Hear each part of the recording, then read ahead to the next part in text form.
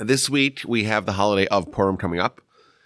And what I wanted to do is give a primer, an overview of the holiday, the backstory, the history, the themes of the holidays, the mitzvah of the holiday. And whenever you do this, I was telling my father recently, I said, I have a class on Sunday. It's everything on Purim. So I said to him, it's not that I need to prepare what I need to say. It's I need to prepare what I need to not say. Because there's a lot to say in Purim. And if we try to say it all, we might be here till after Pesach. So instead, what we're going to try to do is just give the highlights of Purim and try to pull the major themes and the most important notes of the story. And that'll give us a framework. My grandfather has a whole book that he wrote of his lectures on the holiday of Purim and Pesach, but the holidays of redemption that come now during this time. So obviously, we're not going to give them full comprehensive, but we'll try to give an overview. And of course, the story of Purim is when the Jewish people are in Persia and they're living under the Persian Empire, and they face a decree of annihilation and extermination. And as we know, and we say during the Haggadah on Pesach, every generation there's at least one plot or two to try to destroy us. Some of them we know about, some of them we don't know about, but we're still standing thousands of years later. But this episode of Purim, was so significant in our history that it was instituted as a holiday from that point forward, going 2,300 years ago till today, that in the middle of the month of Adar, we celebrate this holiday. So the Jewish people are in Persia. Now, how did they end up in Persia? So I actually, last week I gave a whole lecture on just how the Jewish people ended up in Persia, but just the highlights. We know the Jewish people, Moshe dies and they're on the doorstep of Israel. And then Joshua takes over and they begin a conquest of the land. And that conquest takes many, many years. And even after they complete the conquest, there's still small pockets of resistance and rebellion. And that's going to last for hundreds of years. And finally, under the monarchy of David, they have complete sovereignty over the whole land. And they capture Jerusalem, and Solomon builds his temple, and things are really at their apex. And then, of course, things don't last. The good times don't last forever. There's a schism, and there's a secession, and there's essentially a civil war. And then again, it's the North against the South. Just in this time, the South won. But unlike the American Civil War, this was a bloodless civil war. You have the northern tribes of Israel. They secede, and they form their country or their kingdom called the Kingdom of Israel. The southern tribes, they form the Kingdom of Judah. And that's the way it continues for hundreds of years. Come along the Assyrians, and they sweep in from the north, from Iraq, from Asia Minor, and they conquer and resettle the Jews of the northern kingdom of Israel. Thus the term, if you ever heard the term, the 10 lost tribes, these refer to those 10 northern tribes that were resettled by the Assyrians. Where they are, who knows? Their parts unknown. They tried to attack the southern kingdom of Judah. They laid siege, but it didn't go anywhere. So the southern kingdom of Judah survived. Over the next century, the Assyrians, they are removed from the world stage, and in their place, we have the Babylonians.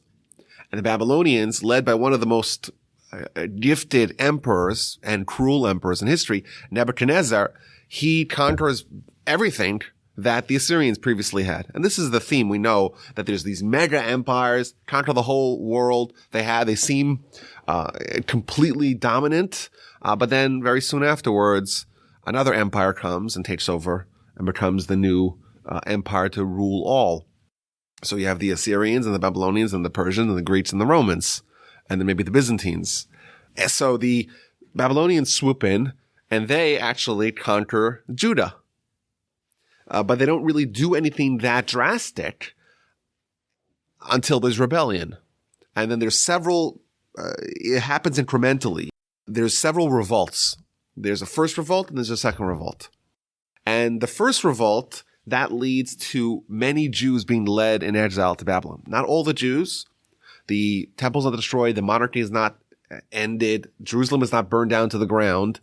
But many of the great leaders of the Jewish nation are brought into exile to Babylon. One of them is going to play a big part in our story, and that's Mordechai.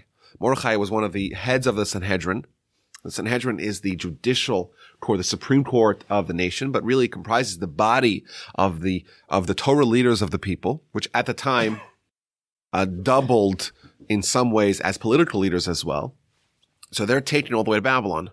And there's many, many such people who are the best and brightest, 10,000 by the Jewish account, who are led into exile into Babylon. And the hope of the conquerors is that, well, if you take away the leadership, it's going to not allow, or it's going to mitigate the risk of future rebellion. However, 10 years later, the king Tzidkiyahu, Zedekiah, he makes the foolish choice to rebel again. And this time, Nebuchadnezzar comes and lays siege to the city, a 2-year siege where there's hunger and starvation and devastation in the city.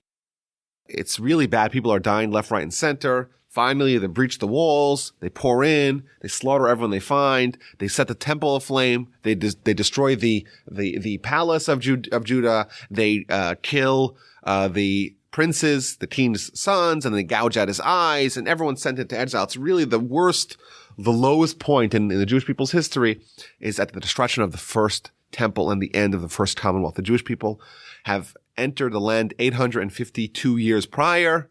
They had their ups and downs. They had their great leaders. They had their low points, but they always had some sort of presence in the land. Now all the Jews are led in chains to Babylon, and things really seem very desperate. But in Babylon, they kind of settle down, and they build houses and plant vineyards, and it's not so hard for them to integrate because Aramaic is very similar to Hebrew, and the Babylonians sort of let them live, a live and let live attitude, and they build shuls, which are going to be consider the small temple. You have a small temple of worship instead of the major temple of worship, and there's hundreds of them, and they have it's pretty good. Things are pretty good. And in the interim, during those years between the first temple being destroyed and the second temple rebuilt, it's those 70 critical years that a lot is going to happen. Now, the prophet Isaiah had made a prediction that there's going to be 70 years of exile. And in Jewish parlance, or certainly in prophetic parlance, the term exile is always linked not just with the nation being in the land, but the nation being in the land and having a temple in Jerusalem as its centerpiece. So if you were to ask the prophets, are we in exile today? So we might say, how can we be in exile? Jewish people, after 1813 years, well, we have the land of Israel again. We have sovereignty. So maybe in our view, we would say, well, we're back in the land. We've accomplished everything that we needed to accomplish. But if you look throughout Torah sources and throughout prophetic sources and throughout Talmudic sources, it's very clear that in their eyes, being present in the land is insufficient. To actually have spiritual hegemony as well is really what matters. So until there's another temple built, if you ask the prophet Isaiah, we're still in exile. That's what he would say. But he makes a prediction. 70 years, that's the whole exile. That's not bad. 70 years, it's basically a lifetime, but it's not an unfathomable length of time. You'll be out of the land. You'll be in foreign land. You'll be scattered throughout the nations, but you'll come back and you'll have a second temple after 70 years. And during this 70 years, there's going to be many, many changes. So the most important change is the Jewish people are not living in Israel. And the Jewish people are living in Babylon. And they're living under somewhat tense conditions. But of course, the Jews rise to the top as they do everywhere they are. They have, Nebuchadnezzar appoints many young Jews to be his advisors. He has a young man named Daniel, who's so talented at interpreting dreams and a very skillful advisor. He rises to the absolute top. But even Daniel, he gets cast into the lion's den when he disobeys one of the commands of one of the kings. And Hanani, Mishael, and Azariah, the three heroes, when they refuse to prostrate themselves before the idol depicting or the statue of Nebuchadnezzar, they get thrown in the fire. Things really aren't that great, but relatively they're okay. But during these 70 years, there's a change. And even though Nebuchadnezzar was on top of the world, and he was the undisputed king of the world, still, very soon after he dies, the Babylonian Empire is going to be no more. There's going to be a coalition of Persians and Medes who are going to turn the chapter on Nebuchadnezzar and the Babylonians, and they're going to be the new world empire, and they're going to control all the lands of the Babylonians. So very soon after the Babylonians reach their height, they have their downfall, and the Persians and the Medes are going to control the world stage. Now, the Persians and the Medes, they have a very transcendental king during this time. His name is Cyrus, known as Cyrus the Great. And he's going to make this famous proclamation that we read about in both Jewish sources and non-Jewish sources, where he's going to announce, he's trying to try to undo the legacy of Nebuchadnezzar. Nebuchadnezzar's legacy was tearing up the world map, conquering everyone, subjecting them to his will. Cyrus is going to be about undoing that. He's going to let the people go back. Every people go back to your indigenous land. You can worship your own God. You don't have to conform to what I want. And he's going to systematically try to dismantle the legacy of Nebuchadnezzar. And he even tells the Jews, go back to Israel. And everyone's like, wow, this is it. The prophecy of Isaiah is coming true. Go back to Israel. I'm going to give you the vessels of the temple. I'm going to give you troops to watch you along the way. And go ahead. Knock yourself out. Go build a temple. Full authority. And the leaders of the nation are very excited, of course. And they try to get a mass of people to go back to Israel. And the majority of people say, you know what? I kind of like it here. I'm going to stay. And this is one of the great ironies, is that when they went to Babylon, when they were led in chains, when they were sent into exile, it was the saddest day. And they're crying on the rivers of Babylon, what's going to be with us? How can we go to this foreign land? And then they're giving on a silver platter, go back to Israel. We'll guard you along the way. Well, here's the vessels of the temple. We'll send troops to make sure that you're secure and safe. I kind of like it here. It says, this is where my kids live. Why disrupt it? And there's a great parallel, which is, it's so obvious that, how many tears have our antecedents cried to go back to Jerusalem.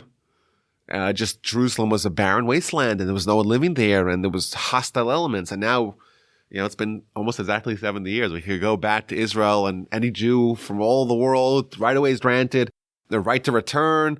And we kind of like it here.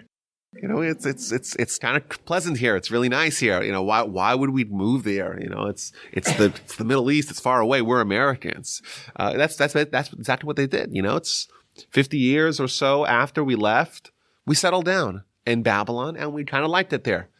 And yes, they were able to group a significant amount of people to go back to the land, but the vast majority of people opted to remain in Babylon. 42,000 or so under the leadership of Zerubbabel, they travel back to Israel, to Judea, and they begin building the next temple. And they lay the foundation stone, and it's a momentous event. Everyone's so excited. Crowds throng to go witness this historic event. And the old people who remember the first temple, they start crying. Because even though we're having a second temple, the second temple will pale in comparison to the first temple. But still, it's not bad. We take it. The problem is that the construction gets halted because there's a group of people who have been there for several hundred years, known as the Samaritans or the Kuthites, and they are enemies of the Jews, and they spot this hubbub of activity. The Jewish people are trying to rebuild the temple. We have to stop them. And they send a message back to Persia, back to Cyrus. Oh, these Jews, they want to rebel. They want to build this temple to oppose you. And he believed what they said, and the construction was halted. Soon afterwards, Cyrus dies. And according to Jewish tradition, his son is Achashverosh. His son is the king who is going to play a crucial role in the story of Purim. Now, who exactly he is this Xerxes? Is this Xerxes 1 or Xerxes 2 or Xerxes 13? It's complicated. But we know there is a guy named Xerxes, and it's Achashverosh, the same name as Xerxes.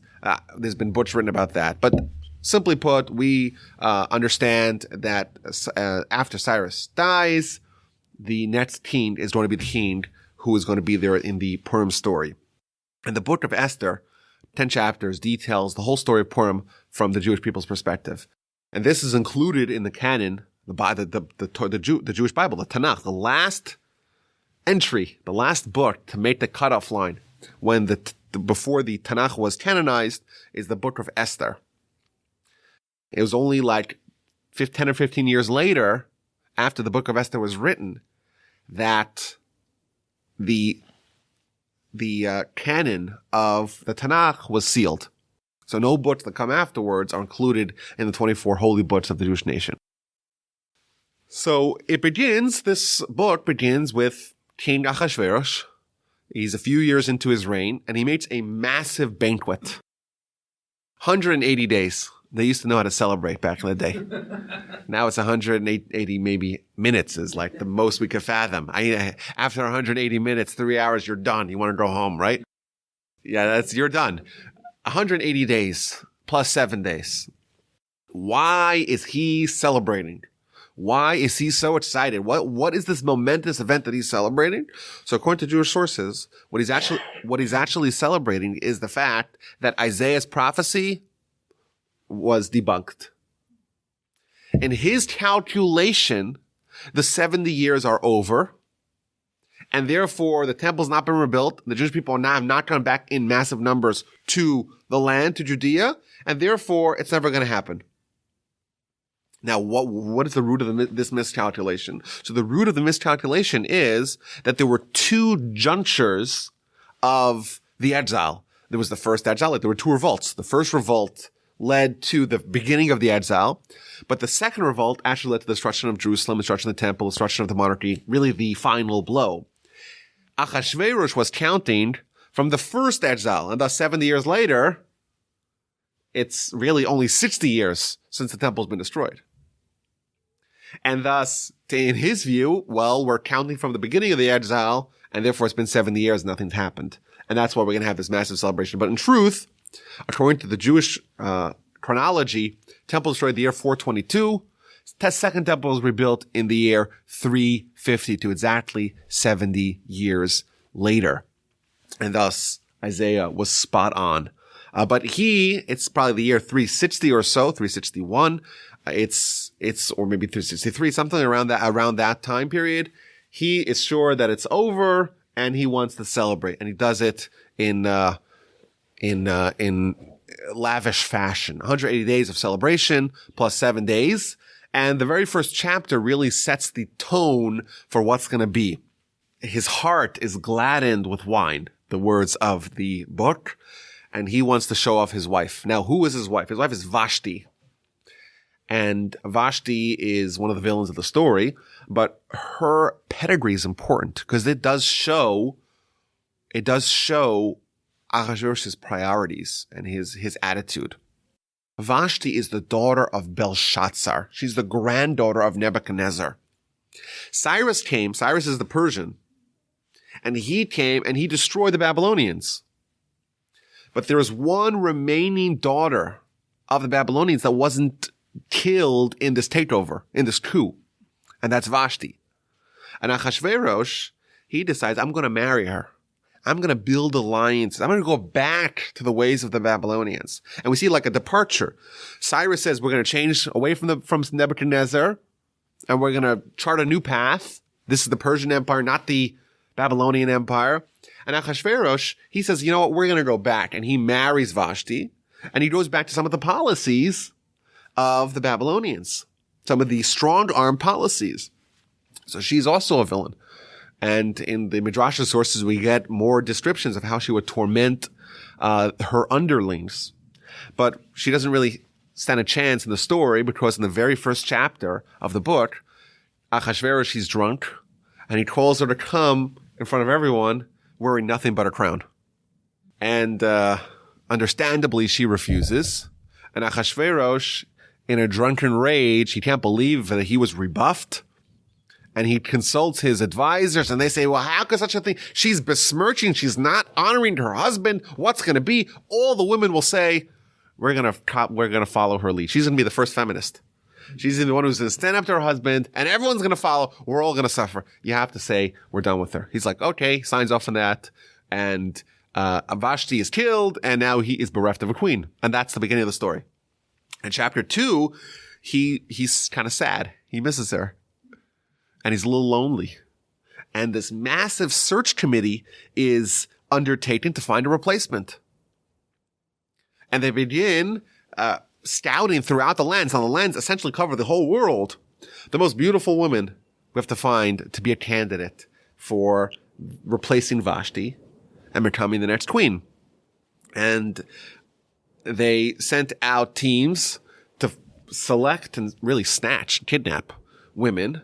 And you would imagine the women would want to participate. But if you read the whole chapter 2, it's actually almost a death sentence to participate in this beauty contest, because you would spend 12 months getting ready for your audience with the king. 12 months.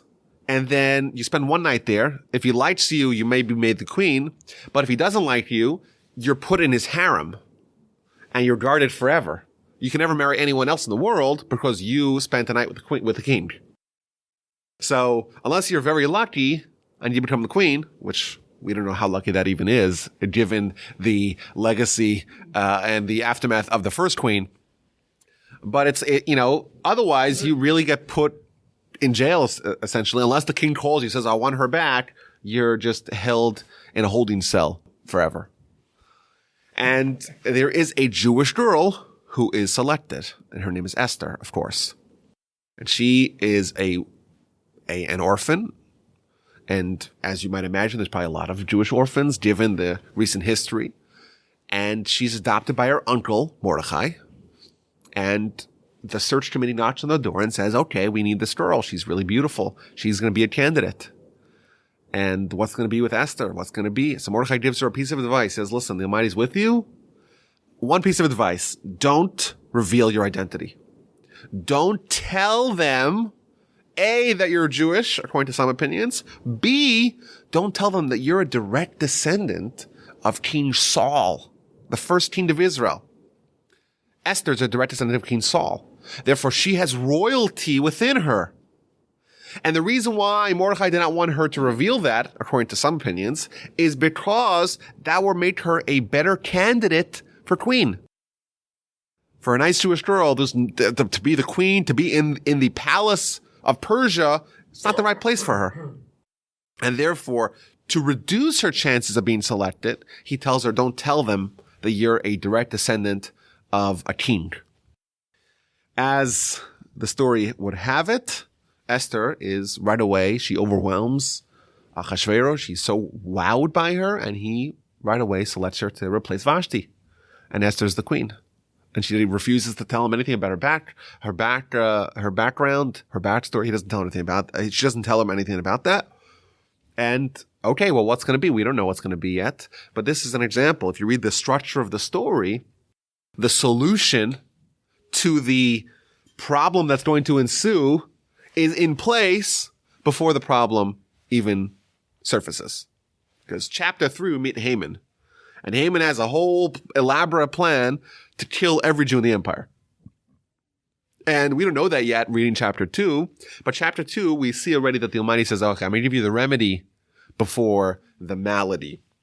And again, chapter 2 ends with Mordechai foiling an assassination attempt against the king. The king has two of his people in his palace, two of his servants. They are hatching a plan to assassinate Achashverosh. Mordechai hears it. He tells the king, and these two people are hung. Now, the Talmud gives us a little bit more deeper insight into the story. Mordechai, after all, He is a member of the Sanhedrin, of the high court of the Jewish nation. One of the requirements to be part of the Sanhedrin is to be fluent in all 70 languages. That's one of the requirements. Now, these two people, Bigsan and Seresh, these two servants of Achashverosh, they were conversing in, Flemish, in their native tongue. And they're hatching this whole elaborate plan to assassinate Achashverosh. And Mordechai hears it, and they assume, what does this old Jew know anything about what we're talking about? We could talk freely around him. He understands every word they say, and he goes, reveals the plot to Achashverosh, and the threat is removed. But these two stories, Esther being nominated, Mordechai foiling the assassination attempt, are going to play a big role at the end of the story. And chapter 3 really kind of takes a turn. Haman, he is an heir to Amalek. Amalek is the nation that was brazen to attack the Jewish people after the Jewish people left Egypt between the splitting of the sea and Mount Sinai. Jewish people are at the peak of their powers. They've just left Egypt, 10 miraculous plagues. They were surrounded by the enemy, and God split the sea for them. And now they're eating manna every day. Really, they're at their acme right now. And what happens? There's only one nation that says, you know what? We're going to attack. And that's Amalek. And Amalek says, the way it's described in the Midrashic sources, there was a piping hot bath. And no one was willing to walk into it. Because essentially it means you're killing yourself. And there was one person that says, I'm going to jump in, I don't care. And that's Amalek. Amalek says, I don't care that there's danger. I'm a kamikaze. I'm just going to attack, even if it means I'm going to die. And in Jewish philosophy, Amalek is the antithesis of the Jewish nation. Everything that we stand for, they stand for the opposite. And they're dead set on dismantling and eradicating us. Comes along Haman. Haman is Ha'agagi. Agag was the king of Amalek. He's a descendant of Amalek, and he is nominated to be the prime minister. And it's one of those instances in history that the worst candidate for the job actually is given all the reins. And you wonder, how did the Germans elect Hitler? They knew this guy was a madman. And he spelled it out for 15 years before he was elected. And somehow conditions were such that he was elected. And people nominated. Same thing here. The Hitler of his time, Haman, he now has all the power. And he's given free rein to do everything. Only Achashverosh, who is so consumed with his hedonism, only he is above him. And one of the things that he institutes right away is that everyone needs to bow down before him. Haman says, wherever I walk, I want everyone to prostrate themselves before me. And everyone obeyed because that requirement was on pain and death, with the exception of Mordechai. Mordechai, after all, he is from the tribe of Benjamin. And Benjamin was not born when Jacob and Esau reunited in Genesis. After Jacob has 11 children, he travels back to Israel and he meets Esau along the way. And Jacob and Jacob's 4 wives and Jacob's 11 sons all bow down before Esau. But there's one son that hasn't been born yet, and that's Benjamin. And Mordechai, we're told, is a descendant of Benjamin. And therefore, he was the one who had the temerity and the fortitude to say, I'm not doing it. The rest of the Jews, because their ancestors had capitulated and bowed down to Esau, they didn't have the ability to resist bowing down to Haman. Whereas Mordechai, who was from the tribe of Benjamin, he didn't kneel, he didn't bow, nothing. And of course, Haman, who was so consumed with honor, he could not let this fly. And he tells them, says, all the honor in the world is not worth it for me, because Mordechai's not bowing down. I could kill him, but it's beneath me to just kill Mordechai. It's beneath me. I'm going to find the whole nation, every single Jew, and I'm going to kill them all. Now, how does he determine how to go about this? This is really an interesting theme of the holiday. what's the plan? So we have to kill them, but we have to do it all in one day. But which day? So he takes out his dice and he starts throwing dice. And he's trying to determine which day is most suitable for this genocide.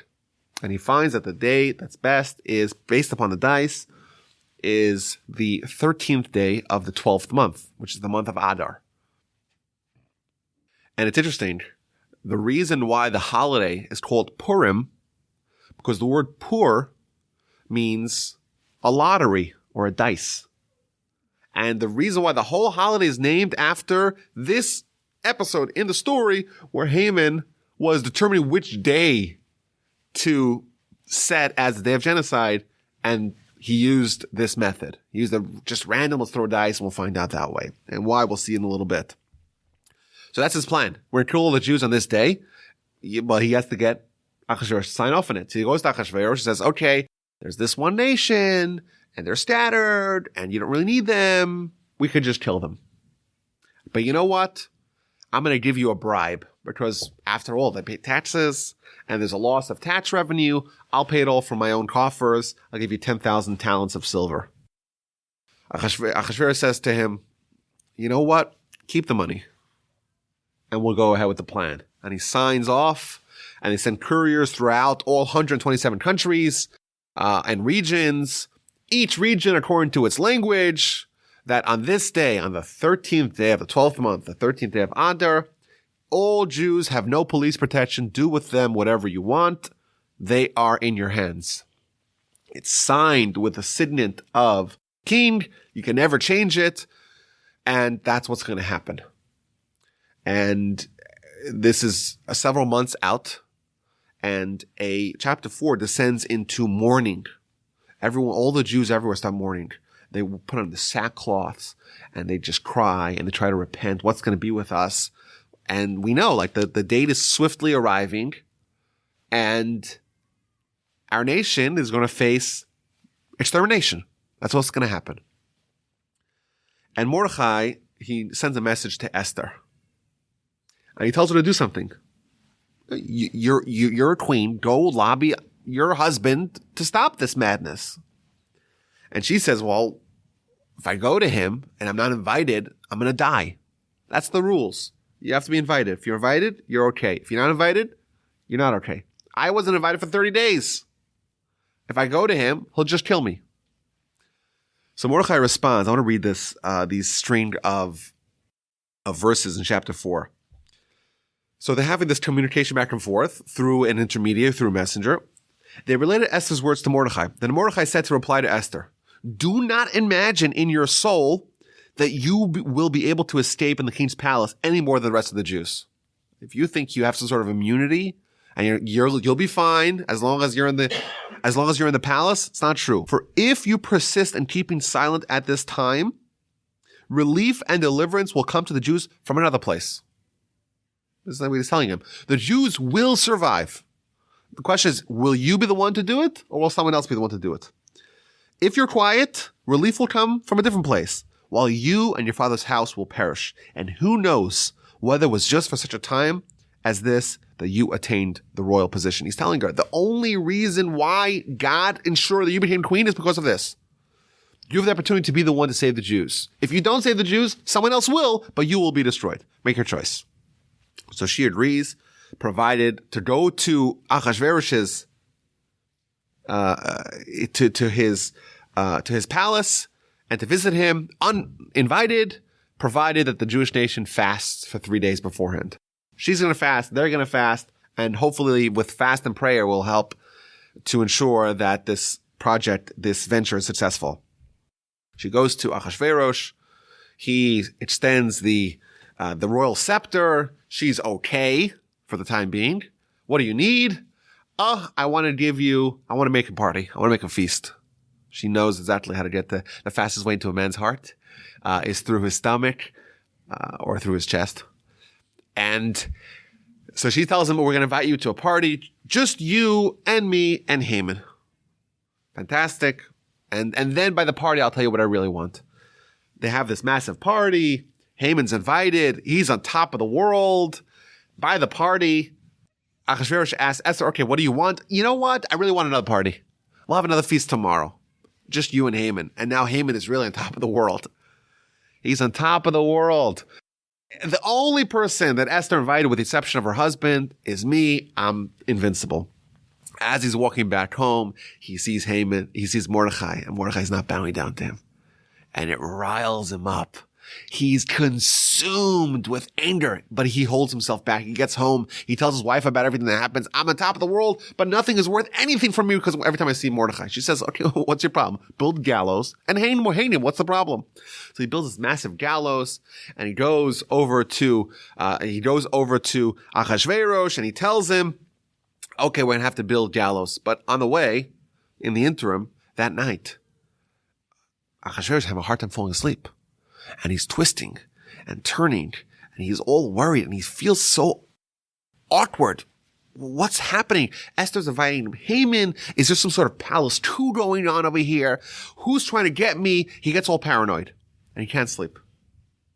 And he calls over the official records keeper, the archives collector of the nation. He says, someone wants to kill me, and I don't know who it is. There's someone who did me a favor, and I don't remember who it was. I want you to find that guy. So he's looking through the royal archives, and he finds Mordechai. Mordechai saved the king. Mordechai revealed the plot of the assassination. Okay, well, what reward was he given? Was he given lots of gold? Was he given great honors? Actually, he was given nothing. Okay, we'll have to find a way to pay him back for what he did. Meanwhile, Haman's traveling to go ask permission to have Mordechai hung. He knocks on the door, and Achashverosh invites him in. And Achashverosh says, okay, before you tell me anything, I have a question for you. What should happen if there's someone that the king really wants the reward? What should happen to him? So Haman's like, okay, obviously he's talking about me. Obviously. Who else could the king possibly be referring to? It must be he's talking about me. He says, well, such a person, they have to take the horse that the king rode on, and they have to take the king's garments, and they have to take the king's crown, everything. And the king's most important advisor has to lead him through the street and announce, so shall be done to the person who the king wants to honor. It's like, okay, good idea. I love the suggestion. Okay, so I'm going to go to Mordechai, and because you're the king's highest advisor, I want you to take him and lead him through the streets on my horse, in my royal garments, with my crown. So, faced with no choice, he travels to his enemy, his nemesis, Mordechai, and he takes him and says, okay, I'm here to accord you some honor. And they parade him through the streets of the city, and Haman is there, and he is leading the horse like some peasant, and Mordechai is there in his splendor with the crown of the king, with the king's royal garments, and to add insult to injury, or injury to insult, we're told, it's hinted to in the text of of chapter 6 or chapter 6 of the book. It's hinted that actually Haman becomes he starts mourning. And according to the Midrash explains to us what happened. What happened was his daughter, Haman's daughter, was watching this massive procession from afar, and she sees this beautiful, resplendent rider of this amazing horse with a whole procession behind him, and some nebuch guy, some poor guy, having to lead him. So he's like, okay, must be that our father Haman is finally giving the last insult to Mordechai. Mordechai is being forced to lead him. And then it gets a little closer, and she says, no, it's the opposite. Haman is leading the horse, and Mordechai is riding it. So she gets so overwhelmed, she jumps off the roof, and she dies. That's according to the Midrash. And therefore, Haman is not only insulted by this whole story, but his daughter dies as well. And the next day, and he gets home, and he's all sweaty from leading this trip, and he needs to take a shower, but no, it's time for the second banquet. And the king's people come and say, okay, you gotta go right now. So he has to go there. He's still disheveled from this experience, and he has to go to this palace. And at this amazing banquet number 2, Achashverosh asks Esther, okay, what do you really want? He says, well, I just want my life. Just my life and the life of my family. So, what are you talking about? Like, well, someone wants to kill me and my family and everyone I know. Who is this person? Well, right over here, Haman. This evil person. And then Achashverosh doesn't know what to do. He goes outside for a little walk, and someone points out to him, he says, oh, you see those gallows that are 50 cubits tall? Actually, Haman just erected those gallows to hang Mordechai, the hero who saved your life. So in an instant, Achashverosh says, you know what? We're going to hang Haman on those very same gallows. And chapter 8, really, the story turns. Mordechai is installed as prime minister. Haman is hung. The decree is amended. It wasn't changed. It was amended that the 13th day of the month of Adar should not be a day where the Jews are vulnerable to attack. Rather, all the enemies of the Jews are vulnerable to attack. No one should touch the Jews, but the Jews have the right to do whatever they want with all the anti-Semites who want to kill them. And we're told the numbers, the Jews killed their enemies. In Shushan, in the capital city, they took the 10 sons of Haman and they hung them. And they killed all their enemies in all the lands for several days. And the following day, the day after all the anti-Semites have been killed, finally there was peace and quiet and serenity amongst the Jewish people, knowing that all those who wish them ill are no longer. And as such, they made a ruling that on the day after, so the 14th day of Adar, the day when the Jews finally got a respite from their enemies, is a day of celebration of this great miracle. A day in which we read the Megillah, read the story written by the very people who experienced it. A day that we have a great celebration, a great banquet, a day that we have gifts that we give to other people and gifts that we give to poor people. Thus concludes the Book of Esther. So what are some of the themes of the holiday? So first of all, the actual name of the Book of Esther is not called the Book of Esther, it's called the Scroll of Esther, which in Hebrew is the Megillat Esther. Megillah and Esther. And now those words can simply mean the scroll of Esther, the person Esther. However, in Hebrew, the word Megillah or Dilui means revealing, and Esther means hidden. Thus, almost in the name of the very book that we read twice on Purim, you have one of the major themes of the holiday, and that is to reveal that is hidden. If you look at every one of the 24 books, with the exception of the Book of Esther, the name of God appears throughout it. There's one book of the 24 books of the Jewish Bible, the Jewish canon, that the name of God does not appear. However, you can actually find many times where the names of God is hinted in the Book of Esther, where it has, let's say, the first letter of 4 words are the names of God, or the last letter of 4 successive words are the name of God, or if you count this amount of if you count this amount of letters, you find the names of God in these intervals. It's hidden throughout the book, the names of God, but it's not explicit. This is one of the themes of the holiday. That every single aspect of the story could have been random. It could have been random that Achashverosh killed Vashti and that he selected Esther and that Mordechai happened to hear the story and that everything could have been random, but pieced together, we're trying to find God's intervening hand in the story that is really not supernatural. You know, we have many stories of salvation, but primarily we have, of course, the Exodus. And the Exodus, there's miracles there ever present, and miracles that are called revealed miracles. You don't need to be someone who ruminates very hard to find that splitting the sea is a miracle of God. But to read this story, you have to work hard. And the objective of the holiday, and one of the themes that we try to reach in the holiday of Pesach, is to recognize that God revealed himself in the past. But on Purim, it's even more powerful to a degree, because Purim, we talk about God revealing himself, so to speak, and doing miracles in the present in a hidden way. Not just to look at revealed miracles of the past, but in hidden miracles in the present. And that's why, for example, the Talmud says that every time it says the word Hamelech, which means the king, in the Book of Esther, it's referring to God. But if you read the actual text, it seems like it's referring, the only king is mentioned is Achashverosh, the king.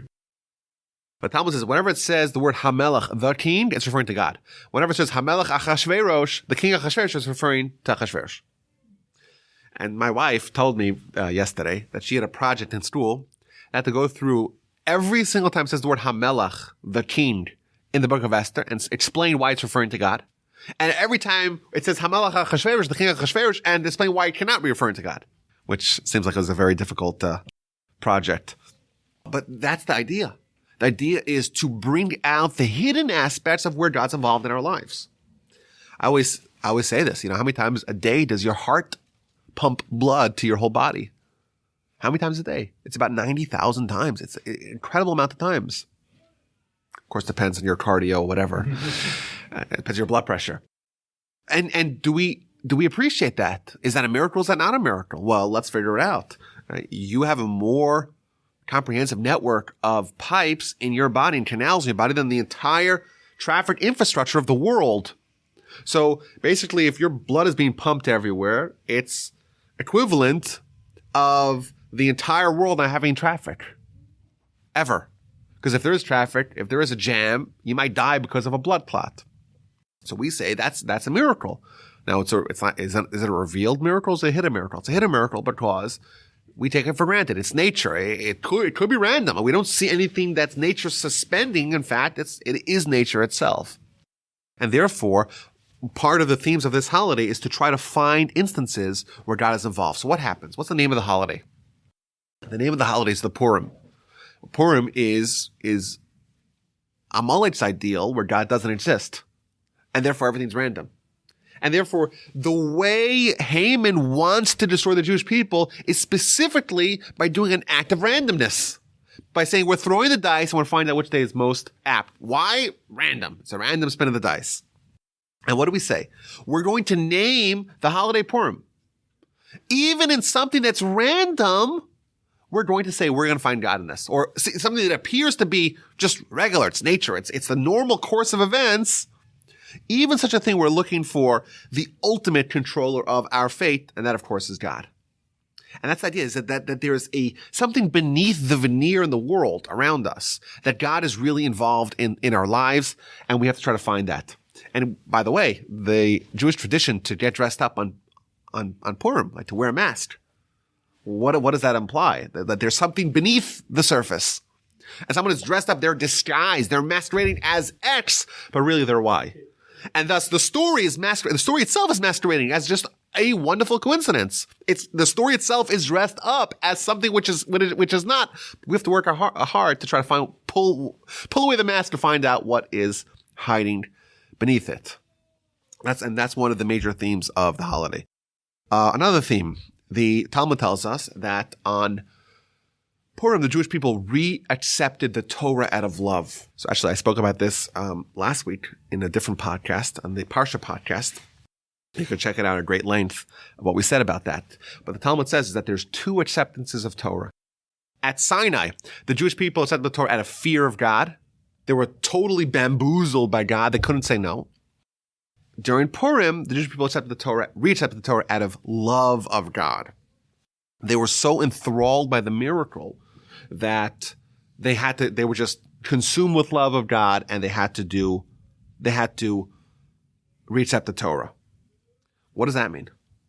What that means is that in our life, if we say we're waiting for a revealed miracle, what we're actually saying is we want to be fearful of God. However, even deeper than the relationship of fear that we can have with the Almighty is a relationship of love. And how is the relationship of love fostered? How do you engender love between two entities, in this case, between the Jewish people and God? By finding not the things that are out of the ordinary, but finds the things that are specifically in the ordinary, things that are ordinary, and finding God's hand involved in our lives in hidden ways. And I made this suggestion before, but even with relationships, people think that it is the big gift, so to speak, that foster a close relationship between, let's say, spouses. The truth is, no, it's the little things. all those little things that are in the normal course of behavior that really deepen and develop the relationship. Another idea that we say. Now, even the mitzvahs. What are the mitzvahs of the day? So we read the Megillah. What's the idea? It's not just to read the story. It's to think about the story. It's to dwell upon the story. To try to find, again, revealing the hidden, finding God's hand. That's about love of God. We give gifts to poor people, and we give gifts to our friends and neighbors. Well, what's that? That's about loving people, other people. It's about fostering relationships of love with our acquaintances and our friends. And then we're supposed to have a very lavish meal. Well, who loves that? That's loving your body. Many Jewish holidays are about the soul and even about eschewing the body. And here we say, no. This is love for everyone. And we love the body. But you know who's not loved? There's one person that's not loved. And that's the wicked one. That's the Rasha. So you know what we do? We get drunk on Purim. And the Talmud says you have to get drunk until you don't know the difference between Haman is cursed and Mordechai is blessed. Haman, who's the wicked one. How do we love him? We have to get so drunk that we forget that he's such a sinner. And that he's so wicked. And by doing that, we're able to love even him as well. Another theme of the holiday is the eradication of Amalek. We read this past Shabbos, and this Shabbos is called Shabbos Parshas Zachar, to remember. There is a text that we read that tells us to remember what Amalek did when we left Egypt. They tried to kill us, and we have to try to kill them first before they kill us. There's this question of, if you could time travel, what would everyone do? You go back and kill Hitler. Well, what if he's a little innocent, cute baby in a cradle? They kill him as well, right? Maybe that's a moral dilemma for a different day. But there is certainly an idea that there's some evil that's so inherent, and it's so dangerous that you have to stop it at all costs. The Torah tells us that there's a nation called Amalek, and this nation they're all baby Hitlers, whether they know it or not, or they behave like that or not. King Saul was told to kill all of Amalek, and he made a blunder that cost him his kingdom by not killing the king, whose name was Agag, and not killing the animals. Right? The prophet told him, destroy everything of Amalek, even their property. And he left the animals alive, and he left the king alive. And that kept the spark of Amalek alive, and their descendant is Haman. And they still live amongst us to a certain degree, thanks to that decision, which is why the prophet Samuel goes over to Saul and tells him, because of this, God removed himself from you. You're no longer the king. And he went and found a replacement. That's King David.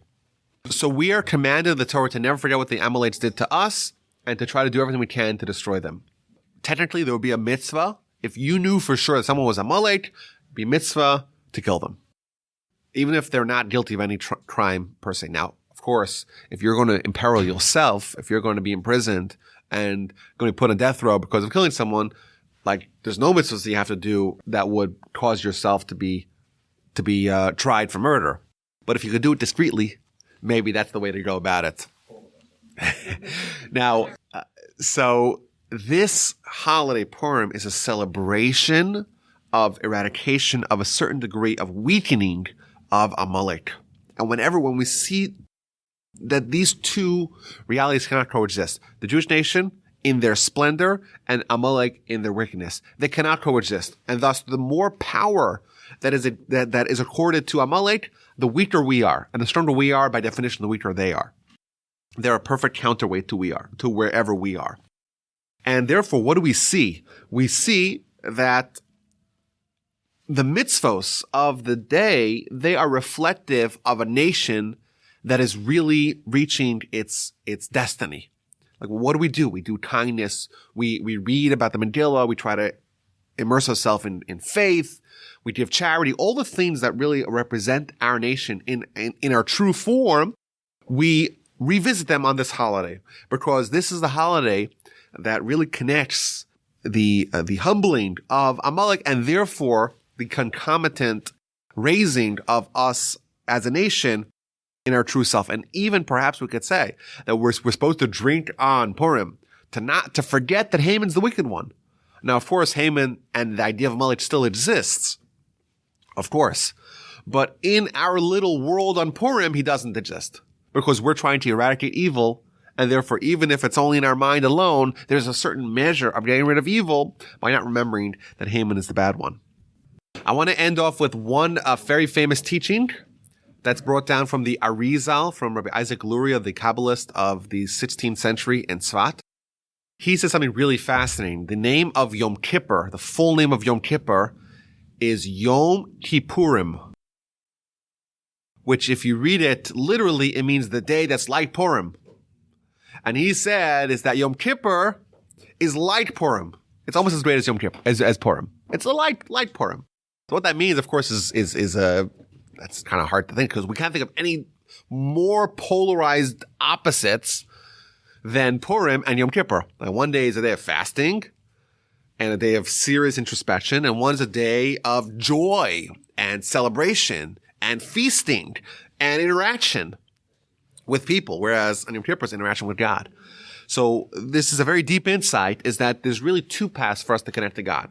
There's the serious path that we do on Yom Kippur, fasting, praying, right? Eschewing our body. That's one path.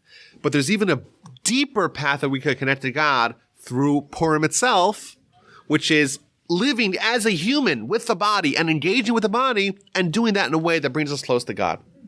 And the hope is that we find a certain measure of this ideal and these ideals on Purim, and we celebrate it and we deepen our connection to our fellow man, our connection to our Creator, and we remember the great miracles that He did for us many years past and continues to do hidden miracles every day.